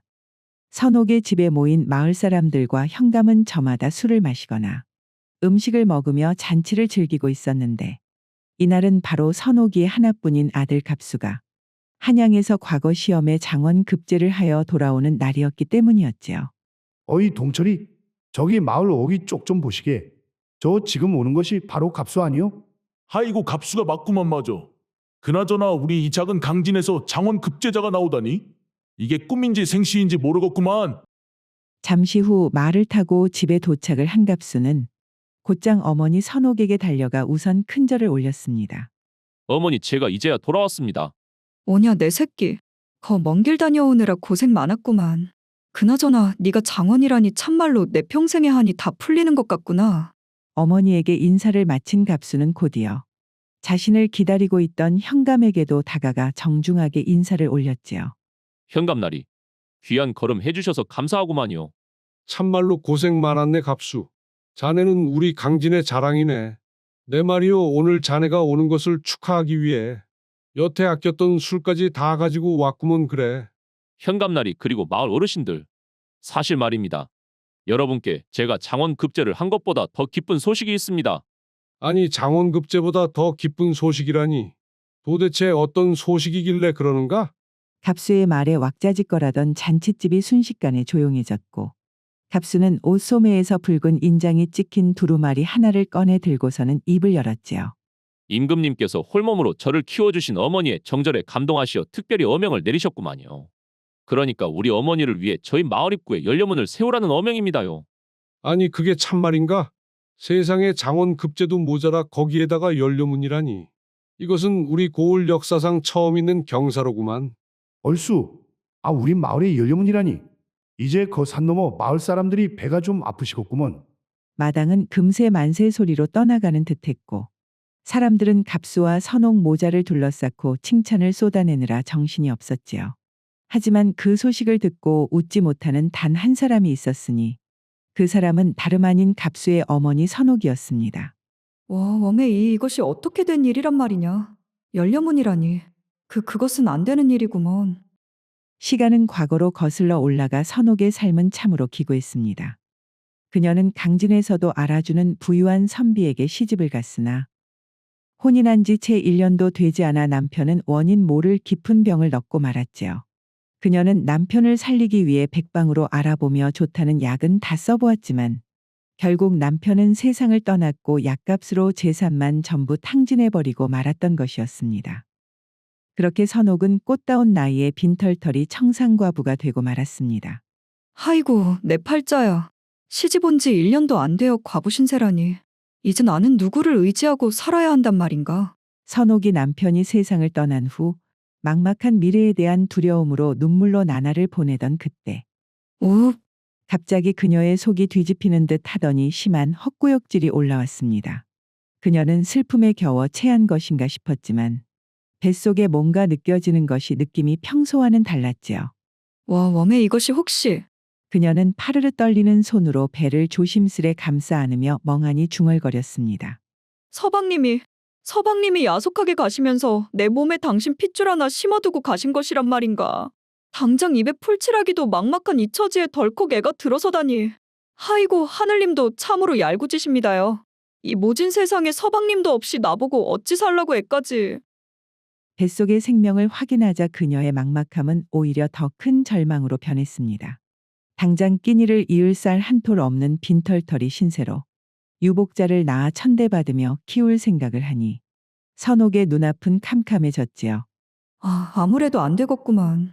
차라리 내가 서방님 곁으로 가는 것이 낫겠어. 선옥은 자신의 기구한 팔자를 비관하며 몇 날 며칠을 방에서 눈물로 지새우다. 결국 모진 마음을 먹고 발걸음을 집 뒷산의 가파른 절벽으로 향했습니다. 그렇게 그녀가 모든 것을 포기한 채 허공으로 몸을 던지려고 하는 순간 멈추시오, 보살님. 지금 뭐 하시는 겁니까? 우레와 같은 고함 소리가 들리더니 누군가 선옥의 옷자락을 낚아채 뒤로 확 잡아당겼습니다. 그곳에는 스님 한 분이 거친 숨을 몰아쉬며 서 있었는데 마침 근처 절에서 수행을 마치고 내려오던 길에 선옥을 발견한 것이었지요. 스님 저를 좀 내버려 두시면 안 되겠습니까? 도저히 살 길이 보이지 않아 막막해서 그럽니다. 선옥의 말에 스님은 안타까운 눈빛으로 그녀를 내려다보았습니다. 그러다 스님은 그녀에게서 무언가 강렬한 기운을 느낀 듯 고개를 갸웃거리더니 보살님, 잠시 실례를 범하겠습니다. 하고는 조심스레 선옥의 배 근처에 손을 가져다 대고서는 무엇인가 심상치 않은 표정으로 그녀를 바라보았지요. 아주 큰일이 날 뻔했습니다, 보살님. 제 본명은 운학이라고 하는데 여태까지 제가 수행을 하며 많은 사람을 보았으나 보살님 뱃속의 아이처럼 범상치 않은 기운은 처음 느껴봅니다. 스님, 그게 도대체 무슨 말씀입니까요? 이 아이는 장차 나라의 기둥이 될 만한 큰 인물입니다. 이렇게 뱃속에서부터 서광이 비치고 있는데 어찌 어미 된 도리로 천련을 끊으려 하십니까? 하지만 스님, 당장 입에 풀칠할 것도 없는 처지인데 제가 어찌 이 아이를 키울 수 있겠습니까? 보살님 힘들고 고되더라도 부디 이 아이를 지켜주십시오. 이 아이가 훗날 보살님의 눈물을 닦아줄 터이니 제 말을 꼭 믿으셔야 합니다. 그제서야 선옥의 마음속에 있던 죽음의 그림자가 조금씩 걷히기 시작하였고 그녀는 다리에 힘이 풀려 땅에 주저앉아 대성통곡을 하였지요. 아이고, 참말로. 스님, 이 못난 어미가 죽을 죄를 지을 뻔했습니다. 앞으로 아무리 힘들어도 이 뱃속의 아이만큼은 반드시 살려내겠습니다. 스님의 말 덕분에 그녀의 뱃속의 아이는 더 이상 절망이 아닌 남편이 남기고 간 마지막 선물처럼 느껴졌습니다. 그렇게 우여곡절 끝에 시간이 흘러 아들 갑수를 낳게 된 선옥. 그녀는 아들을 낳은 이후 슬픔에 잠겨 있을 시간조차 사치라고 생각했는지 이를 악물고 양팔을 걷어 붙였지요. 그래 장차 나라의 큰 기둥이 될 아이라는데 내 무슨 일을 해서라도 이 아이는 남부럽지 않게 공부를 시킬 것이구먼. 양반 체면이 밥을 먹여주나. 그리하여 선옥은 양반의 체면도 내려놓고 오로지 아들을 위해 헌신하기 시작하였는데 낮에는 부잣집을 찾아다니며 굳은 허드렛 일을 도맡아 하고 밤에는 침침한 호롱불 아래서 삭바느질을 하며 밤샘 노동을 이어갔습니다. 그렇게 아끼고 아낀 돈은 전부 아들 갑수의 교육비로 썼는데 그런 선옥의 정성이 하늘에 닿았는지 아니면 그 옛날 운학 스님의 예언이 들어맞은 것인지 갑수는 자라면서 글 공부에 남다른 재능을 보였지요. 아이고, 갑수 어머니 오셨습니까?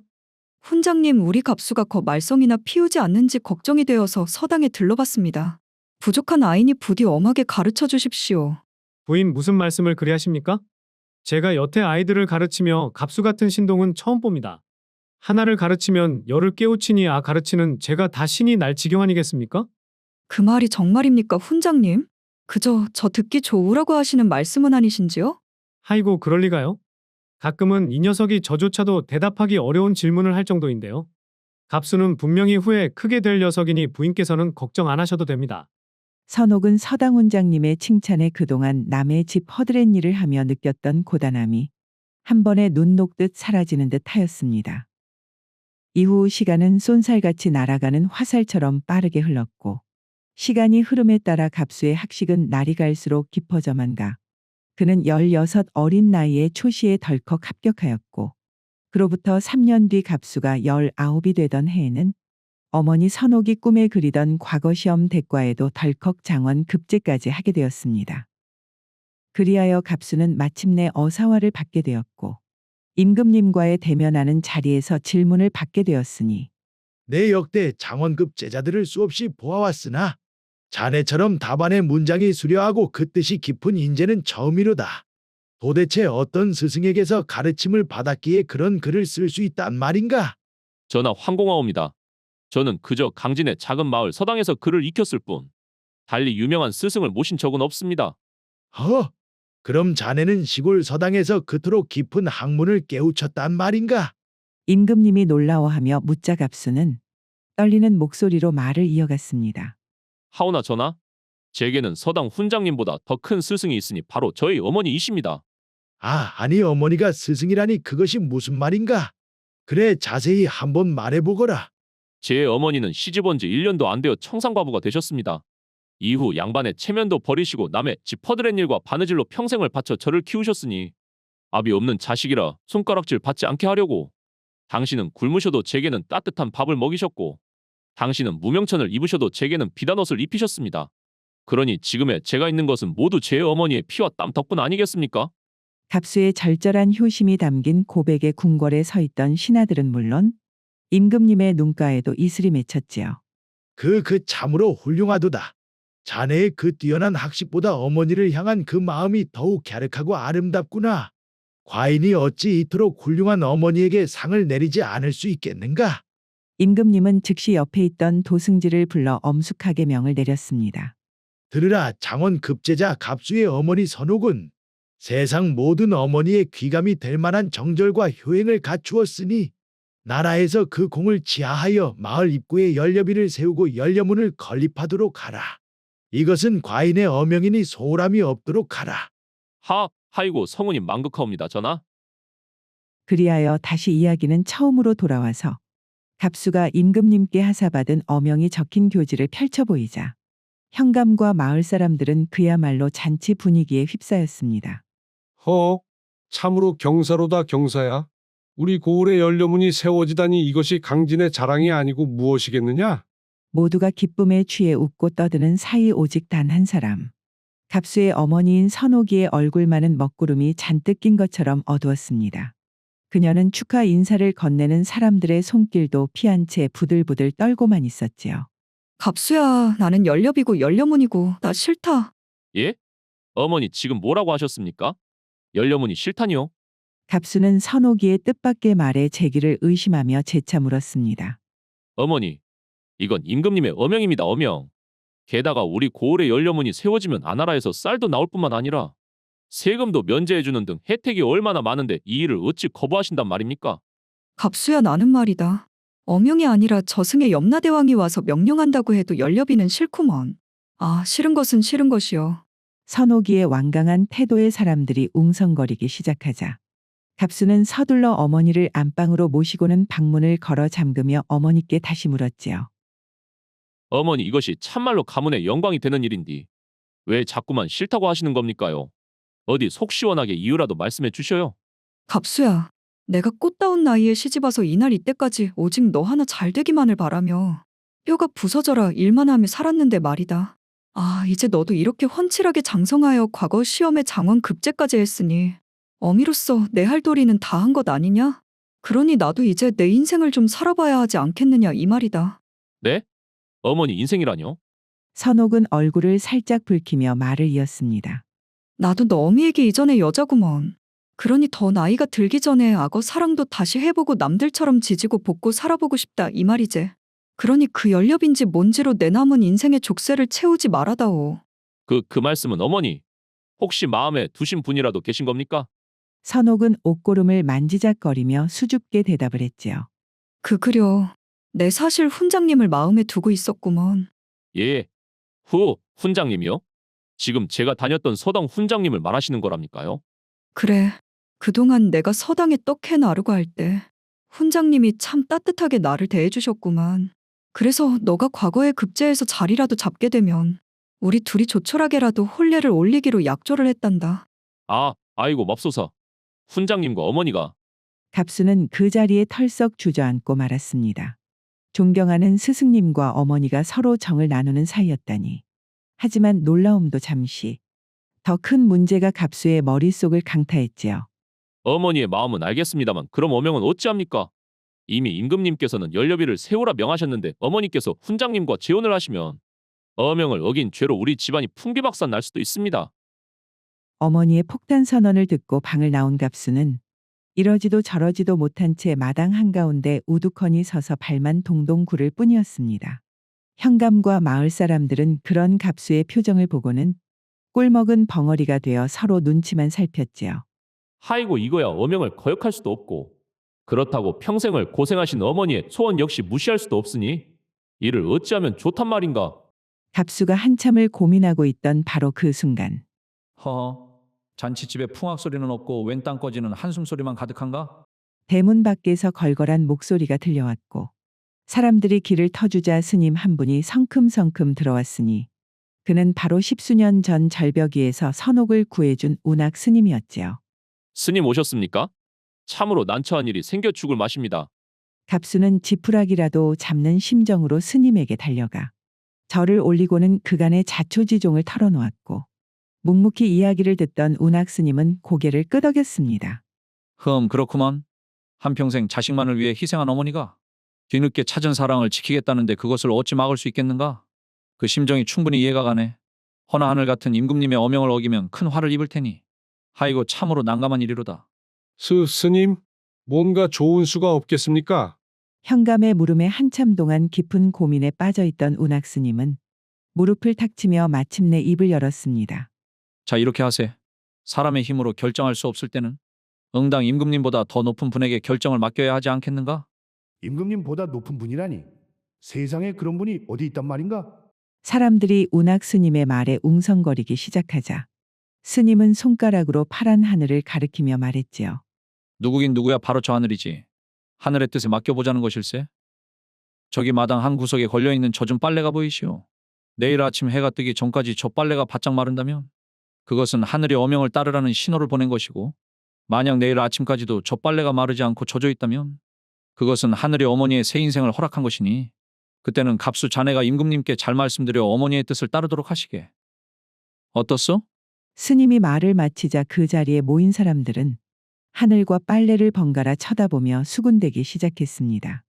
아니 스님도 참 짓궂으시네. 지금이 어떤 계절인가? 천고마비의 계절 가을이 아닌가? 그러게 말일세. 이렇게 날씨가 구름 한 점 없이 맑고 바람도 살랑살랑 부는데 밤사이에 빨래가 안 마를 리가 있나? 결국 스님께서는 어명을 따르라고 점잖게 어머니를 타이르시는 게구먼. 역시 지혜로우셔. 사람들은 운학 스님이 어명을 거역할 수 없으니 선옥이 포기하도록 유도하는 것이라 생각했고 갑수 역시 스님의 말에 안도의 한숨을 내쉬며 말했지요. 스님 참으로 명쾌한 해결 방안입니다요. 그럼 내일 아침 빨래를 확인하고 결정하겠습니다. 이후 북적거리던 손님들이 모두 돌아가고 시간은 흘러 고요한 밤이 찾아왔습니다.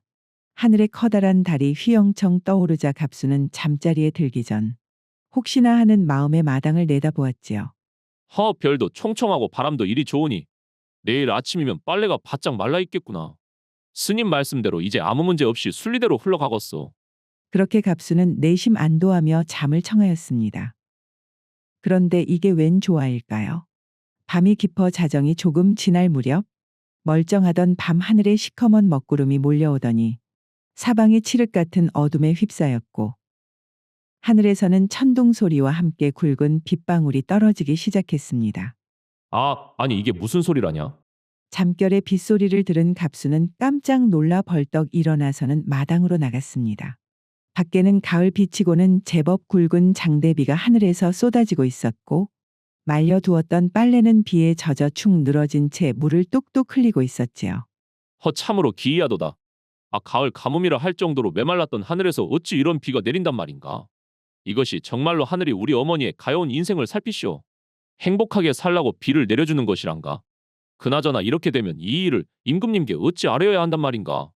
약속은 약속인지라 어머니가 훈장님과 재혼을 하는 것을 막을 명분이 사라진 갑수.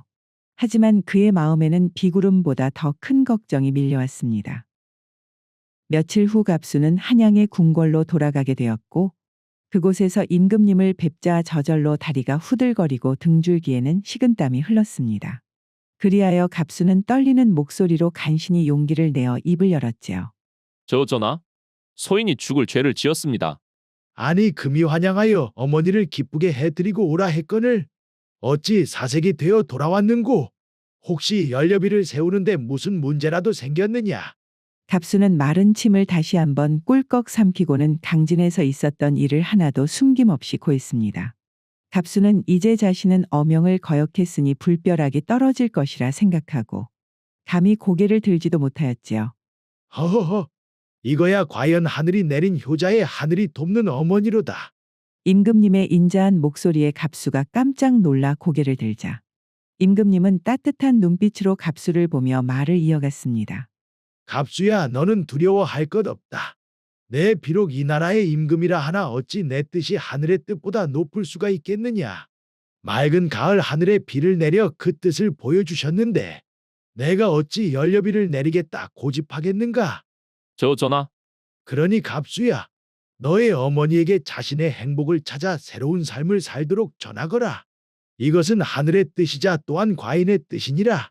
성은이 만극하옵니다. 전하, 이 은혜 평생 잊지 않겠습니다.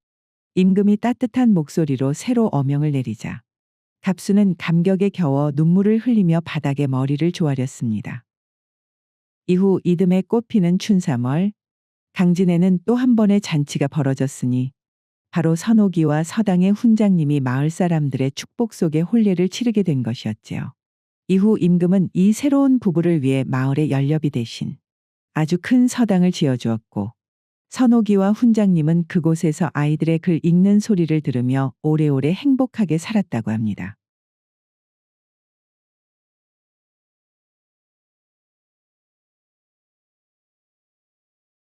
백로가 지나고 아침 저녁으로 제법 쌀쌀한 바람이 불어와 옷깃을 절로 여미게 하는 초가을.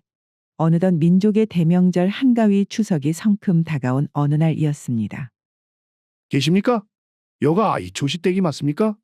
늘 조용하던 강진의 이초시 창석인의 집 문 밖에서 느닷없이 굵직한 사내의 목소리가 울려 퍼졌지요. 거 누군가 자네는? 내가 이초시네만. 아이고, 안녕하십니까요? 저는 저 멀리 광주 무등산 울림골에서 심부름을 온 머슴이구먼요. 아니 울림골에서 왔다면 거기가 거 사돈어른 댁이 아닌가? 먼 길 오느라 고생했구만. 어서 들어오시게 어서. 이초시의 반가워하는 목소리에 혹시 누가 찾아왔나 하여 부엌에 있던 그의 부인과 방에 있던 아들, 그리고 며느리까지 온 식구들이 우르르 마당으로 몰려 나왔습니다. 마당으로 들어온 심부름꾼은 가지고 온 물건을 지게에서 내려놓았는데 그것은 거적으로 꽁꽁 싸맨 거대한 물건이었지요. 이것이 거 주인 어르신께서 보내신 선물이구만요. 이게 도대체 무엇인데 이렇게 힘들게 무등산에서 가지고 왔단 말인가? 하이고 사돈어른께서는 뭐 이런 것을 다. 자, 그럼 거적을 한번 걷어볼 테니 놀라지들 마십시오. 심부름꾼이 덮여있던 거적을 걷어내자 가을 햇살 아래 검푸른 빛이 번쩍였습니다. 아 아니요 헛. 이것은? 그 순간 온 식구들의 입에서 동시에 탄성이 터져 나왔으니 거적 아래서 위용을 드러낸 것은 시커멓고 윤기가 자르르 흐르는 엄청난 크기의 수박이었습니다. 아니 이것은 말이오. 거 이야기로만 듣던 천하의 진미. 임금님 수라상에나 오른다는 그 무등산 수박이 아니더냐. 하이고 서방님. 세상에나 내 평생 이렇게 잘생기고 큼지막한 수박은 또 처음 봅니다요. 이게 정말 수박이 맞습니까? 꼭 무슨 바위 덩어리 같구만요. 허 부인도 거 참. 저 빛깔을 한번 봐보시오. 저것이 바로 무등산의 정기를 받고 자란 귀물 중의 귀물이라오. 하이고 사돈어른께서 또 추석을 맞이해서 이런 귀한 보물을 보내셨구먼 그려. 심부름꾼이 가지고 온 그 무등산 수박의 위력은 참으로 대단했습니다. 평소 며느리를 못 잡아먹어서 안달이던 호랑이 같은 시어머니가 사돈댁에서 보낸 으리으리한 선물 앞에 순한 양처럼 변했으니 말이에요.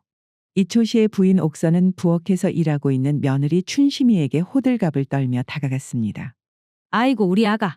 아니 지금 그 찬물에 손을 담그고 무엇하는 것이냐. 아, 어머님. 점심 먹은 그릇들을 씻고 있었습니다요. 얼른 마저 하고 나가겠습니다. 평소 같으면 아직도 멀었냐며 불호령이 떨어졌을 텐데 이번에는 시어머니 옥선이의 목소리에 그야말로 꿀이 뚝뚝 떨어지는 듯 하였지요. 애끼 아가. 이 고운 손이 거칠어지면 어쩔라고 아직도 설거지통을 붙들고 있냐잉. 거 이리 내놓거라. 설거지는 내가 이따가 할라니께. 네? 하지만 어머님. 아 잔말 말고 얼른 안방으로 들어가자꾸나.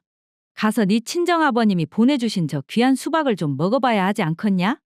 참말로 어쩌면 저라고 탐스러운 거 아주 우리 집안이 다 헌해져 버리구먼. 옥선은 며느리 춘심이의 등을 다정하게 토닥이며 안방으로 이끌었고 수박 앞에 자리를 잡고 앉았지요. 그리고는 남편 이초씨를 향해 아 서방님 여기서 못하고 계시오. 멀뚱히 그러고 있지 마시고 얼른 부엌으로 가보시오. 부엌에는 못하러 말인가? 아 못하러 가겠습니까? 얼른 거 제일 잘 뜨는 식칼 좀 가지고 오시라 이 말이지라. 오늘 우리 식구들 저 임금님이나 드신다는 수박으로 어디 한번 배가 터지도록 잔치를 벌여봅시다. 침 넘어가서 못 참걷는 게 싸게 좀 움직이소. 부인의 재촉에도 이초씨가 우물쭈물하며 움직이지를 않자 답답한 마음의 부인이 직접 부엌으로 가려고 자리에서 일어섰습니다. 그러자 이초씨는 소스라치게 놀라며 손을 내저어 부인의 앞을 가로막았지요. 아서기 아서. 이 무식한 양반아 멈추시오. 아니 서방님 수박을 먹으려면 칼이 있어야지. 왜 길을 막고 그럽니까요? 얼른 저 수박이나 잘라버립시다. 이 사람이 참말로 큰일 날 소리를 하는구먼. 이게 도대체 어떤 수박인데 함부로 칼을 대려고 한단 말이오. 절대 안 되는 구먼 절대. 이초씨의 호통에 부인은 입을 삐죽거리며 물러설 수밖에 없었지요. 그리고는 이초씨는 혹시라도 수박에 흠집이라도 날까 노심초사하며 수박을 안방 윗목으로 옮기더니 고운 비단 보자기를 꺼내어 살포시 덮어두었습니다. 그렇게 수박을 모셔두고 방 한구석에 털썩 주저앉은 이초씨는 깊은 한숨을 내쉬며 지난 생각에 잠겼는데요. 아이고 내가 참말로 못난 남편이자. 면목 없는 사위였제. 그의 머릿속에는 자신이 젊은 시절 과거에 급제하여 가문을 일으키겠다며 오로지 책상머리에만 앉아있을 때가 떠올랐습니다. 쌀독이 바닥을 드러내 끼니를 걱정해야 할 때가 되면 새색시였던 아내 옥선은 아무 말 없이 친정으로 달려가 쌀자루를 받아오곤 했지요. 그렇게 이초씨는 처가의 도움을 받아 공부를 이어갔지만 야속하게도 그는 과거 시험에 번번이 낙방을 하였고 가세는 기울어 처가 볼 면목이 없어진 지 오래였습니다. 작년 장인어른 환갑잔치 때도 그랬지. 남들은 거 비단이며 고기며 다 가지고 가는데 나는 돈이 없어 겨우 곶감 한 축만 달랑 보내지 않았던가이. 그 생각을 하면 아직도 얼굴이 화끈거리는데 이 귀한 수박을 어찌 나 혼자 먹는단 말인가. 이초씨는 평생 고생시킨 아내와 늘 받기만 했던 처가 어른들에 대한 미안함이 밀려와 차마 그 귀한 수박을 제 입으로 넘길 수가 없었던 것입니다. 아니야. 이것이 내 입에 들어갈 호사가 아니지. 그나저나 이를 어쩐다. 사돈 어른께서 우리 며느리 기 좀 펴고 살라고 이리 귀한 것을 보내셨는데 이 귀한 것을 받자마자 다른 곳으로 돌린다는 것이 참 말이나 되는 말인가. 이것이 며느리에게도 참으로 민망하고 섭섭할 노릇이고 사돈에 대한 도리도 아니니 거참. 이초씨는 한참 동안 머리를 굴리더니 이내 무릎을 탁 치며 꾀를 하나 내었습니다. 그리하여 그는 다정한 목소리로 며느리 춘심이를 마당으로 불렀지요. 아가 잠깐 이리 좀 와보거라잉. 네, 아버님 부르셨어요? 이초씨는 짐짓 헛기침을 하더니 지붕을 가리키며 말을 했습니다. 저 지붕이를 좀 보거라. 가을 볕에 꾸덕꾸덕 곶감이 아주 맛이 좋게 들었더구나. 내가 너 주려고 남들 몰래 한 보따리 넉넉히 싸놓았으니 말이다. 그걸 가지고 지금 당장 친정에 좀 다녀오려무나. 네? 아버님 갑자기 친정에 말이어요? 아가서 사돈 어른께 맛도 좀 보여드리고 수박 잘 받았다고 인사도 드려야지. 네. 그럼 아버님 얼른 다녀올 채비를 하겠습니다. 아니 거말이다. 내 말은 아가. 갔다가 금방 오라는 것이 아니라 네가 여태 우리 집에 시집와서 허리 한번 제대로 못 피고 고생만 축살나게 하지 않았냐이.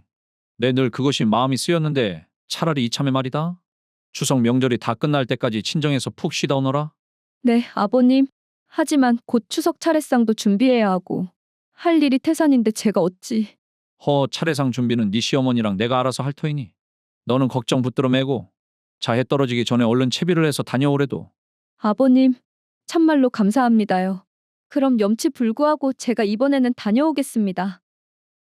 그리하여 그날 오후 시아버지의 갑작스러운 배려에 며느리 춘심이는 감동하여 눈시울을 붉히며 곶감 보따리를 머리에 이고 길을 나섰습니다. 이초씨는 며느리가 멀리 고갯마루를 넘어 보이지 않을 때까지 목을 빼고 지켜보다 며느리의 뒷모습이 완전히 사라지자마자 아들 덕파리를 다급하게 불렀지요. 덕파라, 너 말이다. 얼른 헛간에서 지게를 치고 오니라잉. 갑자기 지게는 왜요 아버지? 무슨 급한 일이라도 생겼습니까? 잔말 말고 네 처가에서 받은 수박을 말이다. 그 지게에 실어놓고 당장 산 넘어 외가에 좀 가서 외할아버지께 무등산 수박을 갖다 드리거라. 예, 그 무등산 수박을 말이오요 아버지. 우리 처도 처지만서도 어머니가 언제 그놈을 자를까 눈치만 보고 있던데 말이오요. 그러니까 내 어미가 수박을 가르기 전에 얼른 다녀오라는 것 아니냐. 내 방금 춘심이는 처가로 보내놓았으니 아무도 모르게 다녀와야 한다 덕파라. 그렇게 이초씨의 재촉의 아들 덕파리는 끙끙대며 무거운 무등산 수박을 짊어지며 집을 나서게 되었습니다. 이윽고 해가 어느덧 뉘엿뉘엿 넘어갈 무렵 덕파리는 지게를 지고 산을 넘고 물을 건너 드디어 외가에 도착했지요. 할아버지, 계십니까? 아버지가 급히 보내신 선물을 가지고 왔습니다요. 마루에 있던 이초시의 장인 오영감은 덕파리의 목소리에 깜짝 놀라 마당으로 뛰쳐나왔고 덕파리가 지게에서 끙끙대며 내려놓은 물건을 보자 오영감의 눈이 휘둥그레졌지요. 아니 이게 무엇이요? 도대체 덕파라 이게 호박이냐 수박이냐? 내 평생 이리 큰 수박은 처음 보는구먼. 아버지께서 할아버지 드시라고 특별히 보낸 수박입니다. 할아버지 이것이 말입니다요. 바로 그 무등산 수박입니다요. 무엇이라? 아이고 내 이 수박의 생김새가 심상치 않았는데 우리 사우가 이런 귀한 것을 나에게 보냈단 말이냐? 할아버지 저는 이만 물러나겠습니다. 아니 이 녀석아 온 지 얼마나 되었다고 바로 가겠다고 하느냐? 숨 좀 돌리고 가지 않고 말이요. 날이 더 어두워지기 전에 집으로 돌아가야지요. 다음에 다시 찾아뵙겠습니다. 그 말을 남기고는 덕파리는 불이 나게 살인문을 빠져나가고 이후 오영감의 집에도 고요한 어둠이 내려앉았습니다. 생전 처음 보는 큰 수박을 마주한 오영감은 당장이라도 부엌칼을 가져와 수박을 쩍 하고 갈라 가족들과 함께 먹고 싶은 마음이 굴뚝 같았지요. 이 귀한 걸 내 평생 또 언제 볼 수나 있겠는가? 그냥 눈 딱 감고 한번 먹어버릴까? 아니구먼 아니요. 지금 당장 우리 식구 입이 즐겁자고 이 수박을 그리 써서는 안 되는구먼. 달콤한 수박 향기 뒤로 무거운 현실의 그림자가 아른거렸기에 오영감은 차마 칼을 들 수가 없었습니다. 오영감은 아들과 함께 뒷산의 주인인 같은 마을 박찬봉의 땅을 빌려 근근히 농사를 짓는 힘없는 소작농 신세였기에 당장 내년 봄에도 남에게 땅을 뺏기지 않고 계속 농사를 지으려면 박찬봉의 눈에 들어야만 하였지요. 빈손으로 찾아가서 내년에도 잘 부탁드린다고 인사를 드리는 것보다야. 이런 천하의 진상품을 안겨주면 박찬봉 입이 귀에 걸리지 않겠는가? 당장 잠깐의 호사보다야 우리 식구 먹여 살릴 내년 1년 농사가 더 중하지. 그렇고 말고. 그렇게 다짐을 한 오영감은 결국 쓰린 속을 달래며 내년 소자기를 위해 수박을 박찬봉에게 바치기로 마음을 먹었습니다. 어느덧 시간은 흘러 추석이 닷새 앞으로 다가온 장날이었습니다. 장터에는 여기저기서 물건을 파는 상인들의 외침과 흥정하는 소리로 시끌벅적하게 활기가 넘쳤고 그 인파 속에서 이초씨는 우연히 장인어른인 오영감을 딱 마주쳤지요. 아이고 장인어르신. 아니 장에 다 나오셨습니까요? 아니 이것이 누구여 그 이서방 아닌가? 이것이 얼마만인가 그래. 참말로 반갑구만. 이초씨는 우연히 마주친 장인어른의 너무나 반가운 마음이 들어 그의 옷소매를 이끌고 주막으로 들어갔지요. 그리고 막걸리를 장인의 사발에 넘치도록 가득 채우고는 며칠 동안 궁금해서 입이 근질거렸던 질문을 슬며시 꺼냈는데요. 그나저나 장인어른. 지난번에 그 덕파리를 통해 보낸 수박 말입니다요. 혹시 드셔보셨습니까요? 어떻게 그것이 장인어른 입에는 맞으셨을란가 모르겠구만요. 수박 말인가? 순간 오영감은 가슴이 철렁 내려앉았습니다. 박찬봉에게 그 수박을 바치느라 껍질도 맛보지 못했으니 말이지요. 아이고야 이를 어쩐다.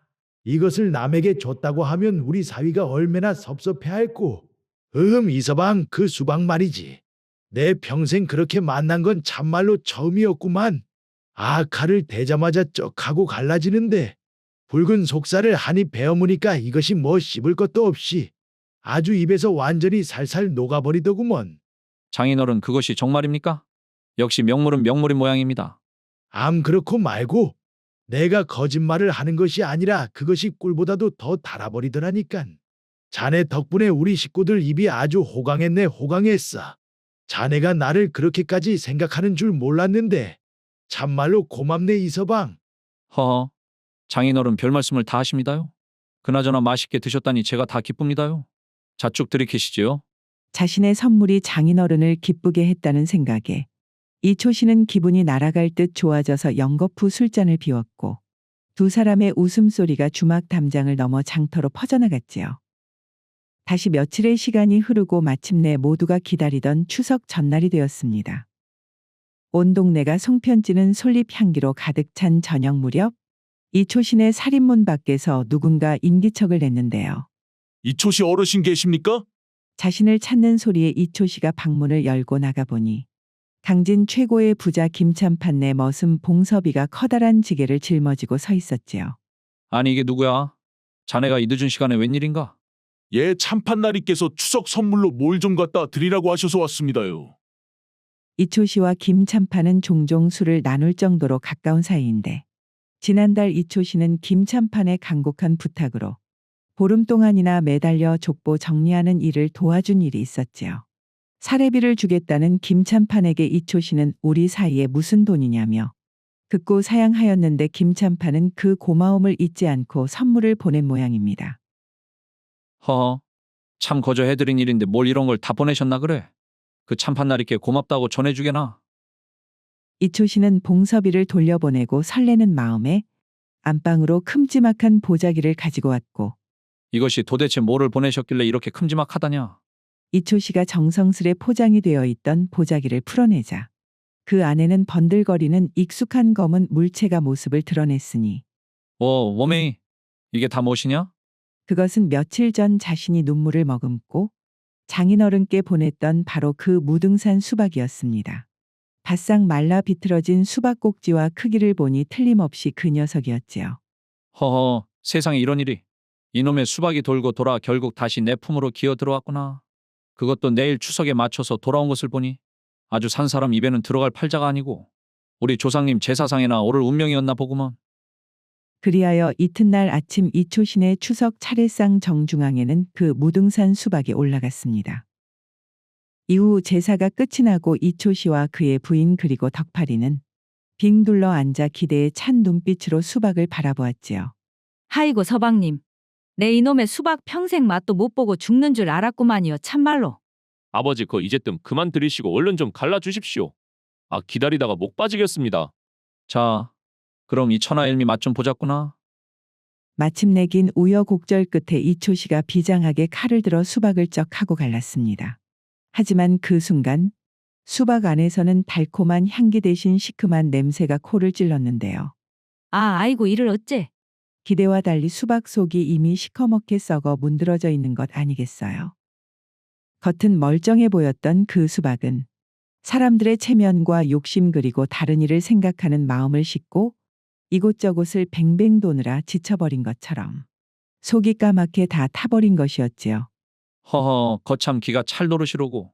요 며칠간 이렇게 속이 시커멓게 썩어버린 무등산 수박을 정작 맛을 본 사람은 단 한 사람도 없는데 꿀맛같이 맛있었다고 하는 사람만 몇 집은 되었겠구나. 이초씨는 장인어른도 그리고 분명 박참봉과 김참판도 이 수박을 맛도 못 봤으면서 남들에게는 천하일미를 맛봤다고 이야기를 했겠구나 하며 쓴 웃음과 함께 혼잣말을 내뱉었습니다. 결국 말문이 막힌 이초신의 가족들은 썩은 수박을 가운데 두고 멍하니 앉아 말없이 서로의 민망하고 씁쓸한 웃음만 주고받으며 그 어느 때보다 기막힌 한가위를 보내게 되었답니다. 오늘의 고전여행 이야기는 이것으로 마치겠습니다. 오늘도 부족하지만 긴 영상 봐주신 여러분들께 감사드리며 항상 가정의 평안이 깃들기를 바라겠습니다. 그럼 저는 다음 영상으로 다시 찾아뵙겠습니다. 감사합니다.